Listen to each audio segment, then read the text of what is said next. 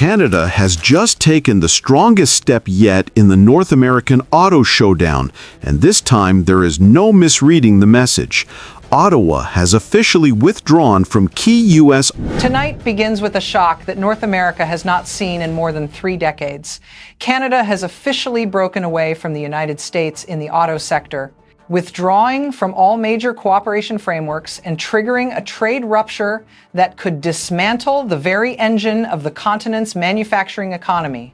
For the first time since the 1965 Auto Pact, the integrated supply chain that once linked Windsor to Detroit, Ontario to Michigan, and Canadian metals to United States assembly lines is now splintering in real time. The consequences are immediate and deeply structural.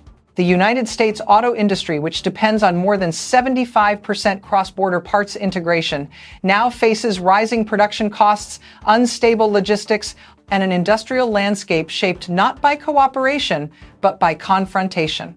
Canada's decision is not symbolic. It is a direct response to the escalating tariffs imposed by Washington, tariffs that turned a long-standing partnership into an open-ended trade war.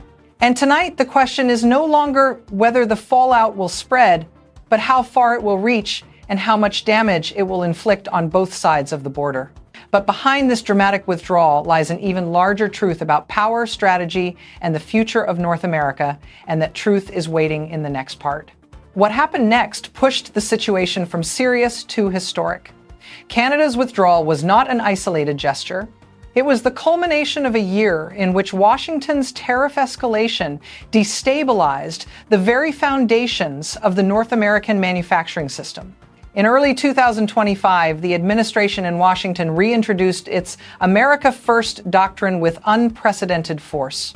Auto imports from Canada were suddenly struck with a 25% tariff, followed soon after by open threats to raise the figure to 35% unless Ottawa accepted new conditions. These tariffs were presented as a shield against China, but official data from the United States International Trade Administration showed something far more alarming. The first and most severe economic impact landed directly on Canada, the closest ally and the most deeply integrated supplier in the United States. Automotive ecosystem. The response was immediate. Stellantis moved production from Ontario to Illinois, eliminating nearly 3,000 direct Canadian jobs and up to 12,000 indirect ones, according to the Ontario Ministry of Labour. General Motors began scaling down operations in Ingersoll as electric vehicle demand softened and United States policy grew unpredictable. These moves shook the political and economic landscape in Canada, fueling a national debate about whether reliance on United States markets had become a structural vulnerability.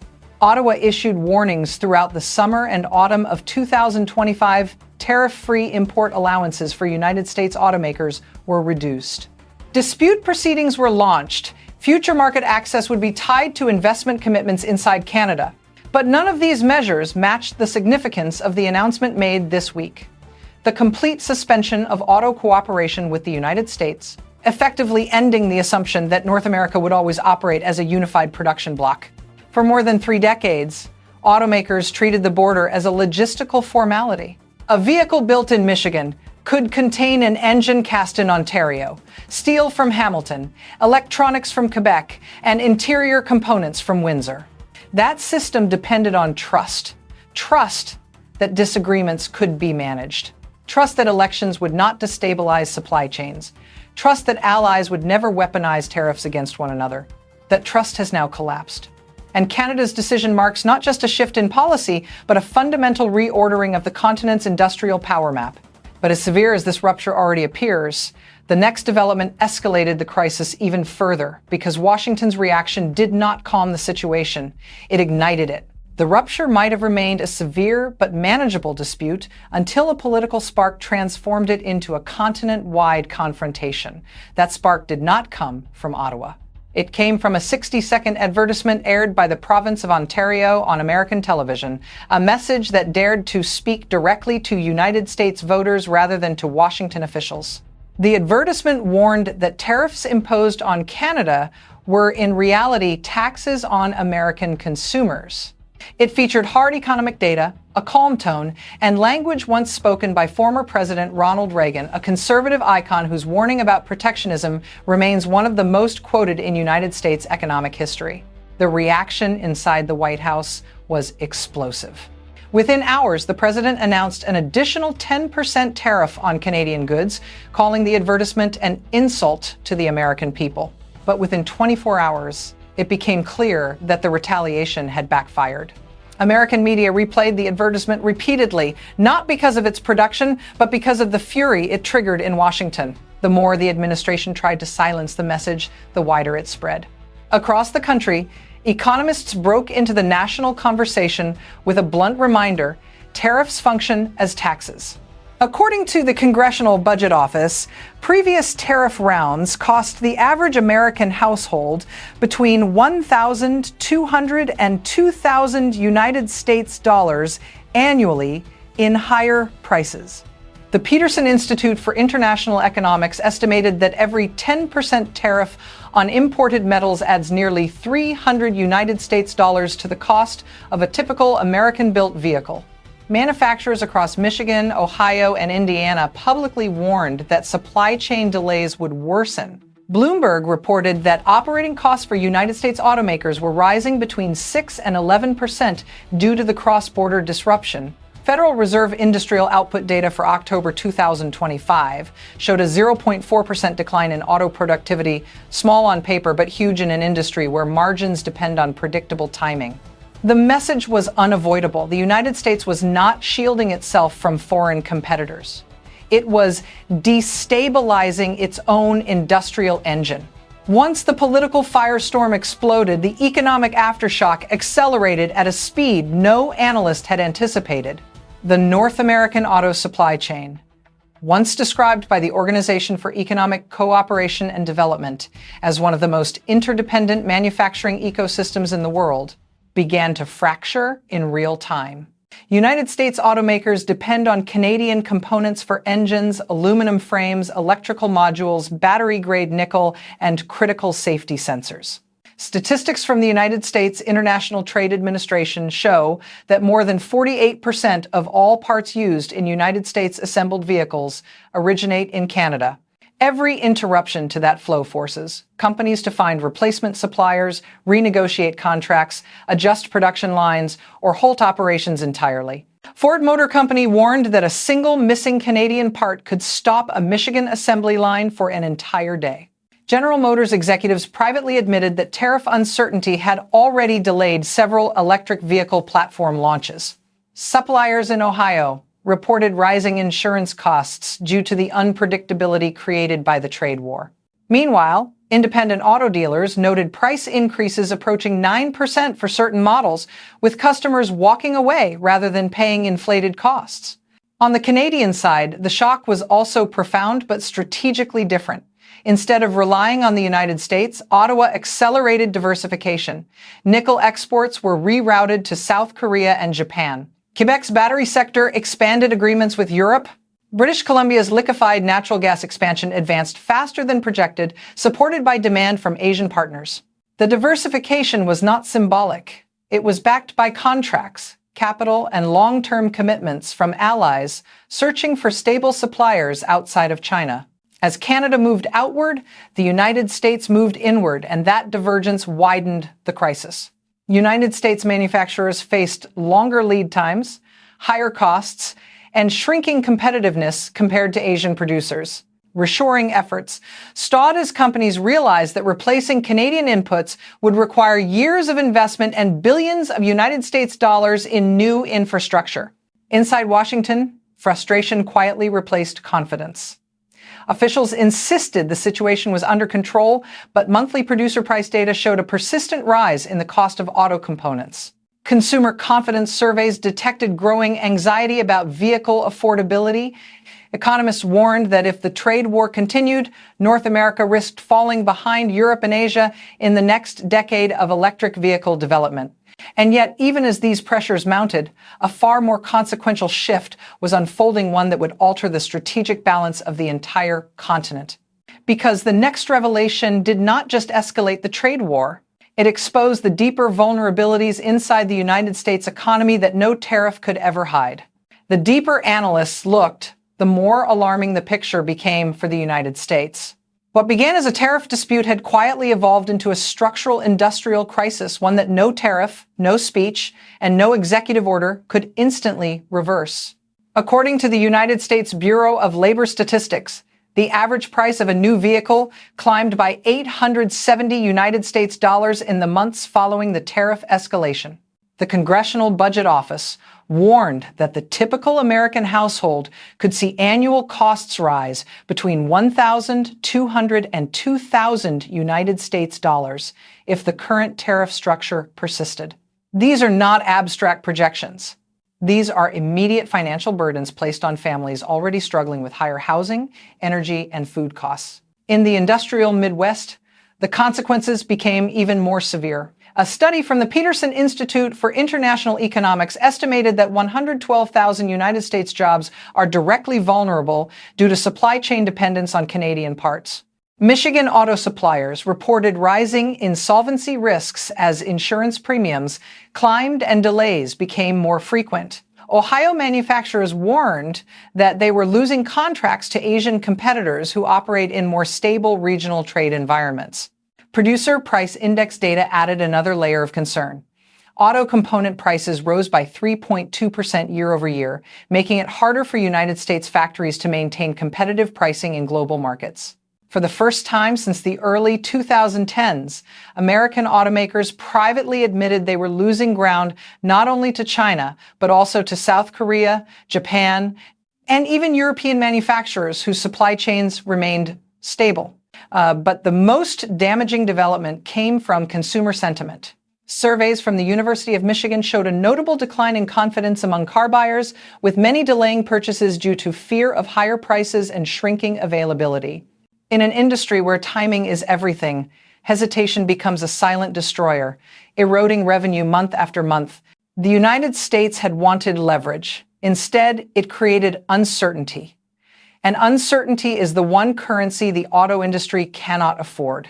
While the United States struggled with rising costs, Canadians witnessed a different kind of shift, one built on stabilization, diversification, and strategic reconstruction. Statistics Canada reported a 60,000 job increase in September 2025 alone. Wages climbed by 3.3% year over year, and despite a national unemployment rate of 7.1%, analysts described the trend as a phase of restructuring rather than recession. Ottawa accelerated its long-term industrial strategy with remarkable speed. Nickel and potash exports, which the United States relies on for more than 60% and 75% of its consumption, respectively, became powerful leverage tools, but Canada did not weaponize them. Instead, the government redirected new supply contracts to Japan, South Korea, and European partners seeking dependable, democratic suppliers of critical minerals. British Columbia moved forward with liquefied natural gas Phase 2, a project expected to generate thousands of engineering and construction jobs. Ontario expanded its small modular reactor program, securing long-term energy and manufacturing capacity. Quebec invested heavily in electric vehicle battery production, attracting European investment that once flowed primarily to United States markets. Provincial and federal coordination became a defining feature of Canada's transformation. Where the United States displayed unpredictable shifts in policy, Canada delivered consistency. And consistency, investors noted, is the foundation of long-term competitiveness. Most striking was how public opinion evolved. After months of tariff pressure, Canadians shifted spending back into domestic markets. Cross-border trips dropped by 34%.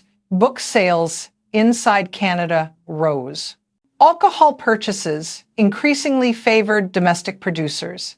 These were not acts of anger alone, they were acts of economic self-preservation, reinforcing local resilience rather than exporting wealth southward. As Canada built new alliances abroad and new industries at home, one reality became undeniable. Dependency was no longer a permanent feature of the Canadian economy.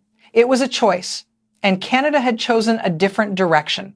Yet even as this reconstruction accelerated, Everything pointed toward a larger geopolitical implication that had barely begun to surface. Because the next phase of this crisis does not simply reshape autos or tariffs, it alters the strategic balance between the United States, Canada, and the entire global manufacturing order. And the consequences are far more profound than either country has admitted. As North America fractures, the global manufacturing landscape is quietly recalibrating, and the United States is not the beneficiary. For more than 30 years, the integrated North American system allowed the United States to maintain global competitiveness despite high labor costs. But once the tariffs disrupted that integration, the data began to paint a stark picture. According to the United States Census Bureau, the share of global auto exports claimed by the United States fell from 8.1% in 2015 to only 6% in 2024. At the same time, South Korea expanded its global market share through rapid growth in electric vehicle production, while Japan deepened long-term battery supply agreements with both Canada and the European Union. The Resolink Global Supply Chain Risk Index for 2025 recorded its highest instability score for the United States since 2021, signaling that global manufacturers now view the United States as one of the most unpredictable trade environments among major economies. Suppliers in Germany, Malaysia, and Vietnam have already begun shifting contracts away from United States buyers due to tariff, unpredictability, and prolonged political volatility. Asia, meanwhile, is consolidating its manufacturing dominance. South Korean defense and automotive partnerships are expanding at twice the projected rate. Japan's multi-decade electric vehicle battery strategy has created supply security unmatched by any Western economy. And in Southeast Asia, nations like Thailand, Vietnam, and Indonesia are emerging as mid-stage production hubs with stable cost structures and consistent trade policies. Canada's diversification fits directly into this global evolution. With the withdrawal from United States auto cooperation, Ottawa is now free to deepen ties with Asian markets, seeking reliable sources of nickel, aluminum, and advanced manufacturing components. Early indicators already show increases in Japanese and South Korean investment inquiries into Canada's critical mineral sector. The contrast is clear. While the United States attempts to assert leverage through tariffs, the global economy is moving toward regions that offer predictability, cooperation, and long-term stability.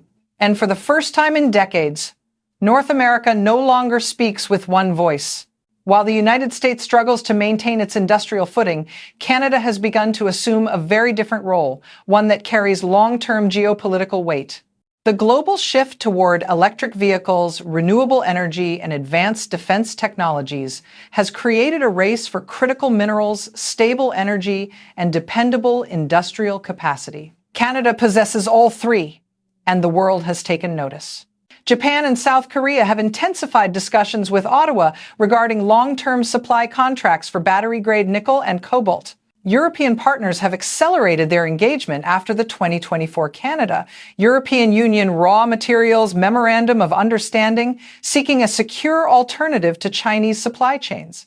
Even India has indicated interest in Canadian uranium and rare earths, aiming to diversify beyond unreliable markets. At the same time, Canada's energy expansion has become a strategic asset. Liquefied natural gas Phase 2 in British Columbia positions Canada to supply Asian markets with stable, non-Russian energy sources. The small modular reactor program in Ontario has attracted technology partnerships from European and Asian firms seeking to develop reliable nuclear capacity at home. This global reorientation is not merely economic, it is geopolitical. By reducing dependence on the United States and embracing a multi-partner model, Canada is emerging as a middle power capable of shaping global supply chains rather than simply serving them. The world is not turning away from North America, it is turning toward the Canadian side of it. What makes this shift even more consequential is the stark contrast in governance. While the United States has repeatedly reshaped its trade policies based on short-term political cycles, Canada has delivered stability, continuity, and a predictable investment climate. This difference is not lost on global investors. Analysis from the Organization for Economic Cooperation and Development suggests that Canada's diversification strategy could lift its medium-term gross domestic product growth by 0.7%, a significant increase for a mature economy. Meanwhile, United States manufacturers face a long-term vulnerability without seamless access to Canadian minerals and components. The United States may struggle to compete in the very sectors meant to define the next industrial century, from electric vehicles to aviation, from clean energy to advanced defense. Canada's ascent does not weaken the world, but the United States' instability threatens to weaken North America.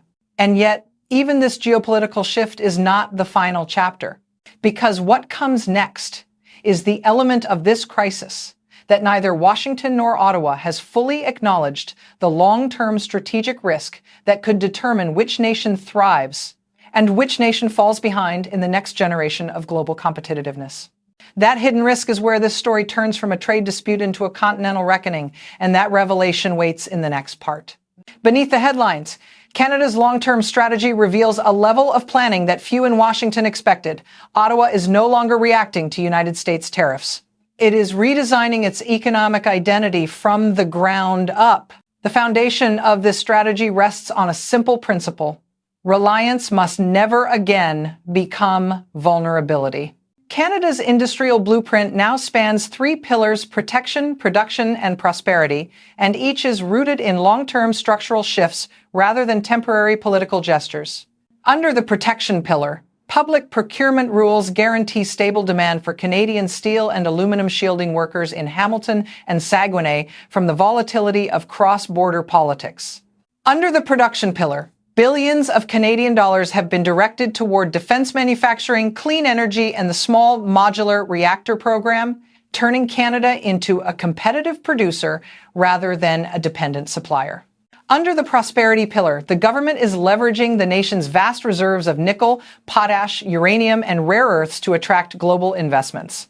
This is not a short-term response to a tariff dispute. It is a generational shift. By building diversified markets in Asia and Europe, Canada reduces its exposure to United States volatility while strengthening its negotiating power.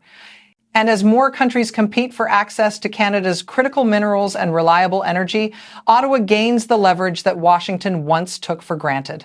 But while this strategy lifts Canada, it also reveals an uncomfortable truth about the continent's future, one that directly threatens the United States' position in the global economy. If Canada is constructing a new framework for autonomy, the United States is confronting the opposite: a framework of isolation created by its own policies. For decades, the United States dominated North America by serving as the stable, predictable anchor of the region. That stability is now in question. The continued reliance on unilateral tariffs has fractured the trust that once held the continent's supply chains together. The United States Chamber of Commerce, the Federal Reserve, and the International Trade Administration each warn that escalating trade conflict could reduce United States manufacturing competitiveness for a decade or longer. Even more troubling, the Organization for Economic Cooperation and Development has documented declining investor confidence in the United States due to high policy, volatility, and weakening trade alliances. Without Canada's parts, minerals, aluminum, petrochemicals, and intermediate components, the United States industrial base faces a mounting disadvantage. Replacing these imports would require massive capital investments, a reconstruction of domestic extraction capabilities, and years of permitting and environmental approvals processes that cannot be accelerated by tariffs or political pressure. The global manufacturing order is shifting towards stable regional blocks. Asia has already consolidated. Europe is aligning around critical minerals and energy security. Canada is positioning itself as a reliable supplier in this new world. But the United States risks drifting into a category no major economy can afford: unpredictable, high cost, and self-isolated. And that leads to the most consequential question of all, a question neither country has answered, and one that will define the future of North American prosperity. If the United States continues down this path, can it remain the anchor of the continent, or will global leadership quietly slip across the northern border? The answer to that question, and the future of the trade war reshaping North America, awaits in the final conclusion. The events unfolding across North America are no longer a temporary dispute, a routine negotiation, or a familiar cycle of tariff pressure. They represent a turning point in the continent's economic history. Canada's withdrawal from auto cooperation with the United States is more than a diplomatic message. It is a declaration of independence from a system that no longer guarantees stability. It is also a signal to the world that Canada is ready to chart its own industrial future, supported by global partners who value predictability and long-term cooperation. For the United States, the path ahead is far more uncertain. The reliance on tariffs has weakened trust, raised costs, and undermined the competitive advantages that once defined American industry. The trade war that was meant to strengthen the United States has instead revealed deep structural vulnerabilities that cannot be solved by pressure or force, but only through rebuilding alliances and restoring credibility. As this crisis evolves, one question remains unavoidable. Is this a bold strategic reset for North America, or a costly mistake that will reshape the future of the United States for an entire generation? For viewers who want clear, fact-based analysis of global economics and geopolitical trade dynamics,